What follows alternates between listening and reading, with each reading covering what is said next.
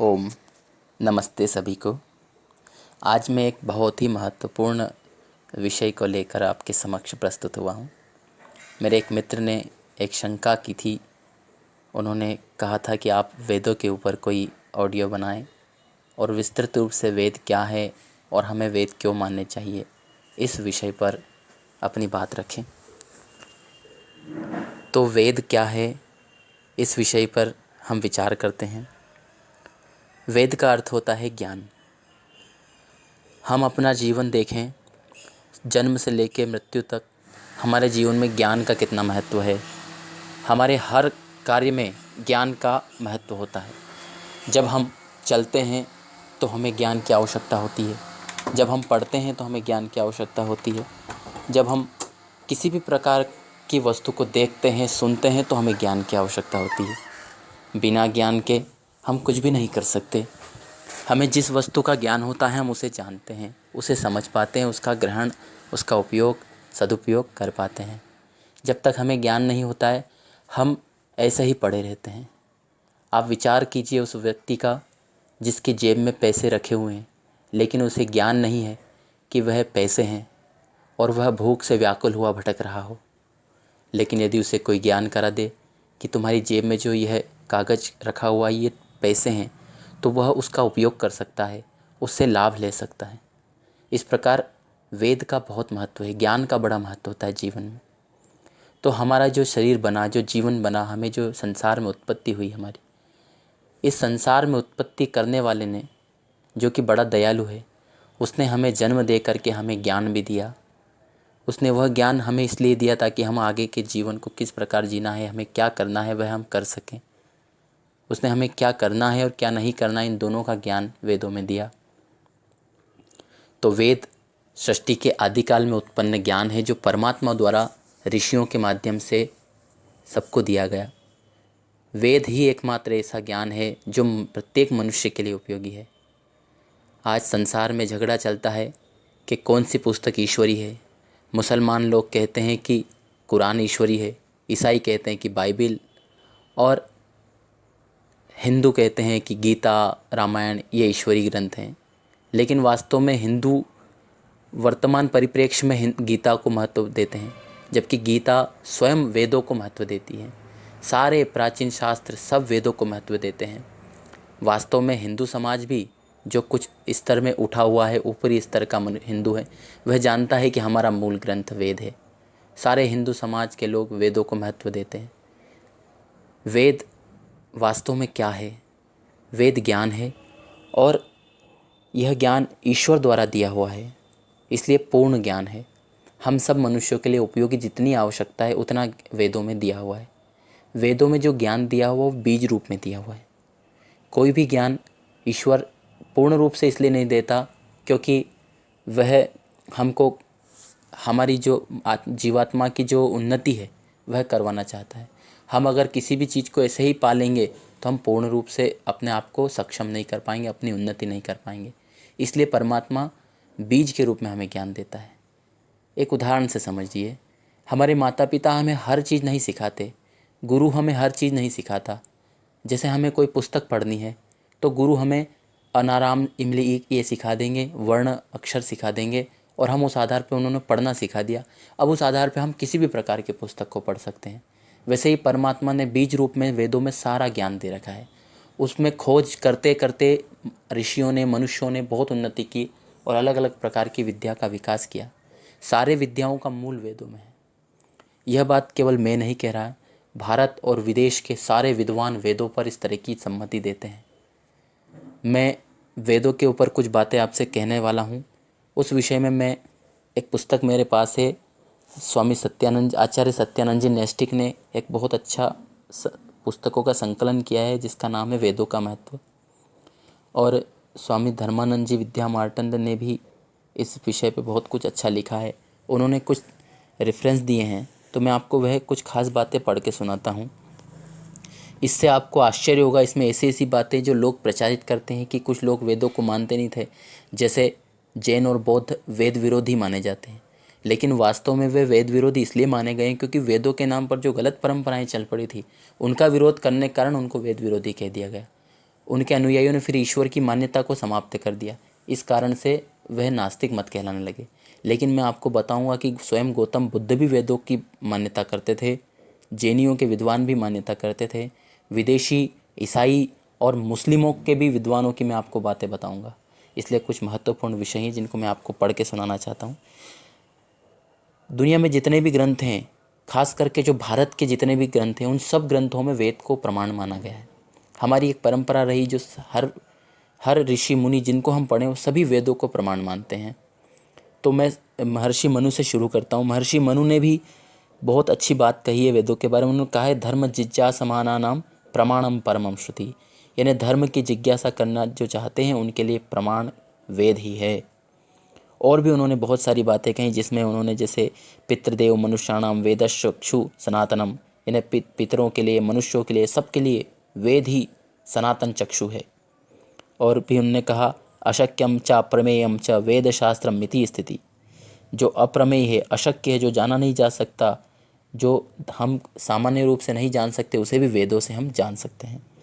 और भी कहा विभर्ति सर्वभूतानि वेद शास्त्रम सनातनम, यानी इस सनातन वेद शास्त्र में प्राणियों को धारण करने का समस्त और सब यही सब मनुष्यों के लिए भवसागर से पार होने का साधन है। यानी वेद शास्त्र जो है सब प्राणियों को धारण करने में सक्षम है। इस प्रकार स्वामी महर्षि मनु अपने मनुस्मृति ग्रंथ में वेदों का महत्व प्रतिपादित करते हैं।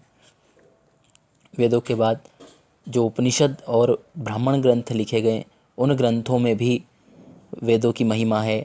हर जगह वेदों को, श्रुति को परम महत्व दिया गया है। जैसे एतस्य वा महतो भूतस्य निःश्वसमेतत् यत ऋग्वेदो यजुर्वेदो सामवेद अथर्ववेद, ये बृहदारण्यक उपनिषद में कहा है कि ऋग्वेद, यजुर्वेद, सामवेद और अथर्ववेद उस परम महान परमेश्वर के मानो निश्वास रूप है। मनुष्य जीवन के लिए, हमारे लिए श्वास कितनी महत्वपूर्ण है, ऐसे ही ईश्वर से तुलना करके कह रहे कि जैसे मनुष्य के लिए श्वास आवश्यक है, वैसे ही परमात्मा का दिया हुआ ज्ञान भी आवश्यक है।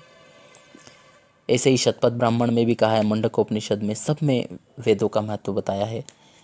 मैं आपको दर्शन शास्त्रों में वेदों का महत्व स्पष्ट है। जैसे वेदांत दर्शन में शास्त्र यूनित्वात्, और पतंजलि योग दर्शन में वेदों के बारे में स्पष्ट कहा है कि 3 प्रकार के प्रमाण हैं। उसमें जो आगम प्रमाण है वह वेद के प्रमाण के संबंध में ही है।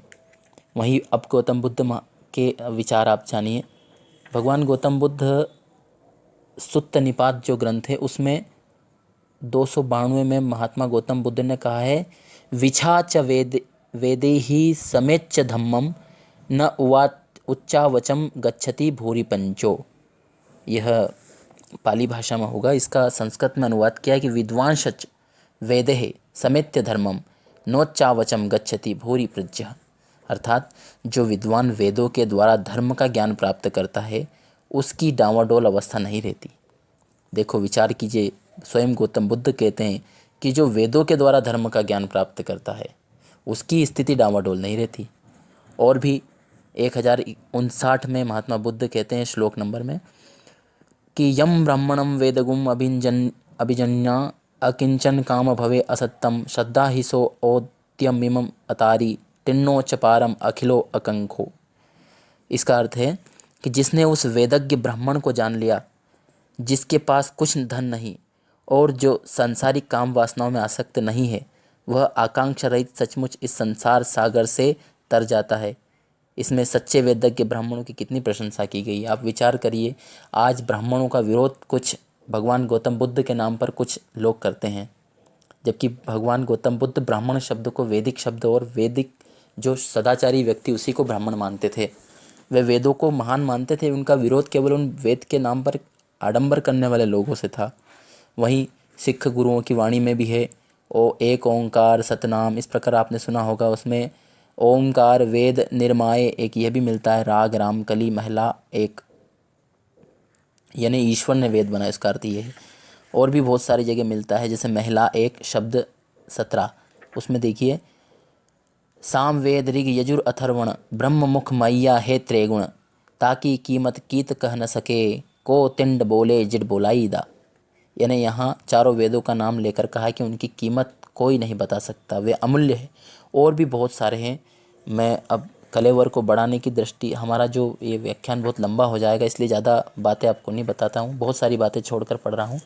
जैन द्वारा देखो कितनी सुंदर बात, एक कुमुदेंदु नामक जैन विद्वान हुए, उन्होंने कर्नाटक भाषा में भोवलय नाम का एक आश्चर्यकारक ग्रंथ लिखा है। उसमें उन्होंने लिखा है कि ऋग्वेद ही अनादि निधना आदिम भगवतवाणी है।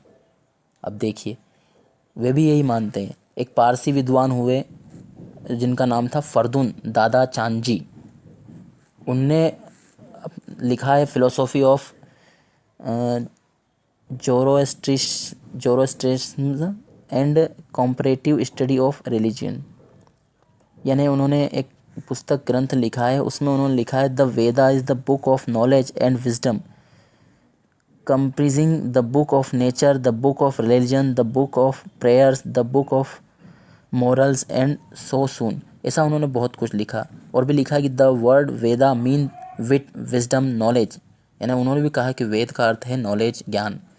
इस प्रकार से देखिए अरब के, अब मैं आपको बताता हूँ, जब इस्लाम भी नहीं आया था, इस्लाम से भी 2500 वर्ष पूर्व एक विद्वान हुए हैं अरब देश के, लाबी नाम के।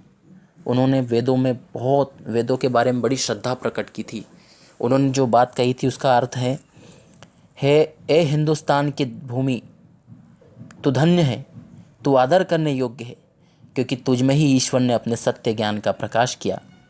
और भी वे कहते हैं ईश्वरी ज्ञान के रूप में ये चारों पुस्तकें हमारे मानसिक नेत्रों को किस आकर्षक और शीतल उषा की ज्योति को देते हैं। परमेश्वर ने हिंदुस्तान में अपने पैगंबर और ऋषियों के हृदय में इन चारों वेदों का प्रकाश किया।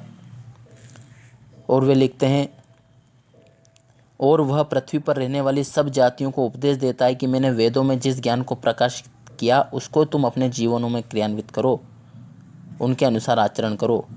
निश्चय से परमेश्वर ने ही वेदों का ज्ञान दिया। ये कितनी बड़ी बात है, विचार करने योग्य है। अरब का विद्वान कहता है आज से लगभग 3-4 हज़ार वर्ष पूर्व कि साम और यजुर के खजाने वे हैं जिन्हें परमेश्वर ने दिया है। ए मेरे भाइयों, इनका तुम आदर करो क्योंकि वे मुक्ति का शुभ संदेश देते हैं। और कहा कि इन चारों में से जो शेष ऋक और अथर्व हमें विश्व भ्रातृत्व का पाठ पढ़ाते हैं, ये 2 ज्योति स्तंभ है जो हमें उस लक्ष्य की ओर अपना मुंह मोड़ने की चेतावनी देते हैं। अब आप विचार कीजिए कि कितने सुंदर वेदों की महत्ता रही है। अभी तो मैंने आपको वर्तमान के विद्वानों की बातें नहीं बताई, ये तो प्राचीन विद्वानों की बातें हैं। कई सारे ईसाई थे, एक रेवरेंड मॉरिस फिलिप, उन्होंने बहुत अच्छी बात कही। डॉक्टर रसेल वेलेस, ये बहुत अच्छे विद्वान थे, उन्होंने भी वेदों के बारे में अपनी सम्मतियाँ दी। प्रोफेसर हीरेन नाम के एक ईसाई विद्वान थे, उन्होंने स्पष्ट वेदों को कहा कि इसमें संदेह नहीं कि वेद ही संस्कृत के प्राचीनतम ग्रंथ हैं। उन्होंने उनकी historical researches by professor Hiren नाम की पुस्तक में वॉल्यूम 11 पेज नंबर 127 पे ये लिखा है। और भी फ्रेंच विद्वान ने कहा है, जर्मन विद्वानों ने कहा है। एक शोपेनहावर नाम के एक विद्वान हुए, उनकी तो बड़ी, उन्होंने तो यहाँ तक कहा कि दुनिया में कोई भी इतनी लाभदायक और ऊंचा उठाने वाली पुस्तक नहीं जितनी की उपनिषद।